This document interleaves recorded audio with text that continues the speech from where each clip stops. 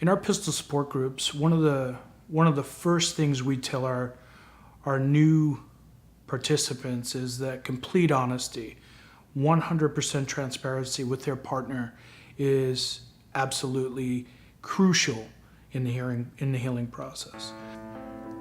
It is intense and it is hard, but it is worth it. There's information that you get, that you learn about your spouse, that they may not feel comfortable or not know that they haven't told you. But it is intense, but there's a lot of just good information, and it's good to know that there's other people who've been out there who know what you're going through and know what to expect next. And I think that's the biggest help and gives you hope that it can get better, because it gets pretty rough. You're not going to get through this alone. So you cannot John Wayne your way through PTSD. It's just going to make things worse. You have to have somebody that you can trust, somebody that can watch your six. For me specifically, I've got certain things that trigger me. Crowds trigger me. And when my wife is with me and she understands the process, she understands what I'm going through, she can see me starting to go into crisis. She can see the signs of stress in me, and she can extract me from those situations. It comes in stages. Each stage you get through, and if they have that support, they get through it. They get through it faster. They get through it stronger.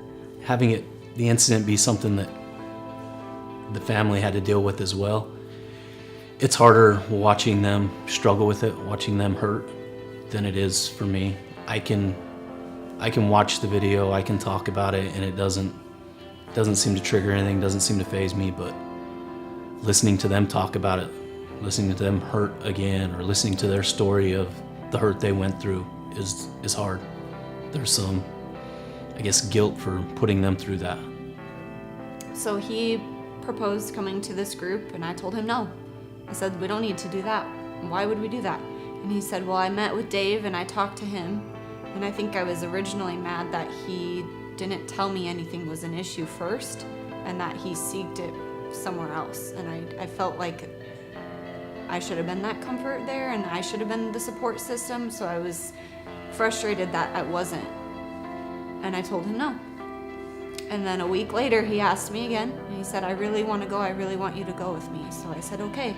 And we've been coming to Pistol every Wednesday since then. And I think coming that first night, hearing everybody talk and tell their story and what they're going through made me realize that, hey, maybe he's not okay. Maybe there is something more than the physical injury to his face and his arm, and maybe it is really traumatizing to go through what you do day in and day out and have no source of talking about it or anybody to help you through that. You just go through one incident and then you go on with your day, and you have to put on this persona that you're okay. You don't get to deal with that car accident or the baby or anything until you come home, and even then you have to put on a front for your wife, who has no idea what you went through that day, and you don't want to tell her because then she has to go through it, and they just bury it until they can't anymore.